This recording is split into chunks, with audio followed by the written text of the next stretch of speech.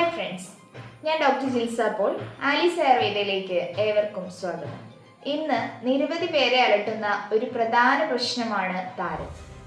സ്കാൽപ്പിലെ ഡ്രൈനസോ എക്സ്ഫോലിയേഷൻസോ eczema, psoriasis എന്ത് തന്നെയാണെങ്കിലും താരൻ എന്ന പേരിലാണ് എല്ലാവരും പുറത്തേക്ക് പറയുന്നത്. എന്താണ് താരൻ എന്ന് നോക്കാം. തലയോട്ടിയിലെ വരണ്ട ചർമ്മം അടർന്നു പോകുന്ന കണ്ടീഷനാണ് താരൻ എന്ന് പറയുന്നത്. നമ്മുടെ തലയോട്ടിയിൽ സ്വാഭാവികമായി കാണുന്ന ഒരു ഫംഗസാണ് മലസീസിയ. ഈ മലസീസിയ ഫംഗസിന്റെ അമിതമായ വളർച്ച മൂലം താരൻ ഉണ്ടായേക്കാം.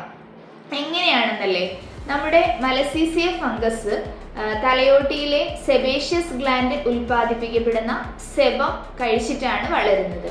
അപ്പോൾ ഇത് അമിതമായിട്ട് മലസീസിയ ഫംഗസ് ഉണ്ടാകുമ്പോൾ നമ്മുടെ തലയോട്ടിയിലെ സെബത്തിന്റെ അളവ് കുറയുകയും വരണ്ട ചർമ്മം ഉണ്ടാവുകയും അതുവഴി എക്സ്ട്രാ ആയിട്ടുള്ള വരണ്ട ചർമ്മത്തിന്റെ ഷെഡിങ് നടക്കുകയും ചെയ്യുന്നു. ഇത് താരന് കാരണമാകാം. താരന്റെ കുറച്ചുകൂടെ തീവ്രമായിട്ടുള്ള ഒരു കണ്ടീഷനാണ് സെബോറിക് ഡെർമറ്റൈറ്റിസ് എന്ന് പറയുന്നത്. സെബോറിക് ഡെർമറ്റൈറ്റിസ് എന്ന് പറഞ്ഞാൽ നമ്മുടെ തലയിൽ വെളുത്ത നിറത്തിലോ അല്ലെങ്കിൽ മഞ്ഞ നിറത്തിലോ ഉള്ള ചെതുമ്പല് പോലെ സ്കിന്ന് ഷെഡ് ആവുകയും അവിടെ ചെറുതായിട്ട് രക്തം പൊടിയുകയും ചെയ്യുന്ന ഒരു കണ്ടീഷനാണ്. ഇത് തലയോട്ടിയിൽ മാത്രമല്ല, നമ്മുടെ സെബേഷ്യസ് ഗ്ലാൻഡ്സ് ഉള്ള ഏരിയകളിലേക്കും സ്പ്രെഡ് ആവുന്ന ഒരു കണ്ടീഷനാണ്.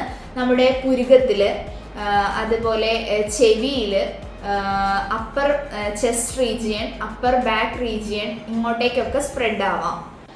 തലയോട്ടിയിലെ ചർമ്മം പൊഴിയുന്ന എല്ലാ അവസ്ഥകളും താരനാകണമെന്ന് നിർബന്ധമില്ല. സെബോറിക് ഡെർമറ്റൈറ്റിസോ സോറിയാസിസോ എക്സീമയോ പോലെയുള്ള കണ്ടീഷൻസ് ആവാം. അപ്പോൾ ഈ അവസ്ഥകൾ ഉള്ളവർ ഒരു ഡോക്ടറെ കൺസൾട്ട് ചെയ്ത ശേഷം മാത്രം ചികിത്സകൾ സ്വീകരിക്കാൻ ശ്രദ്ധിക്കുക.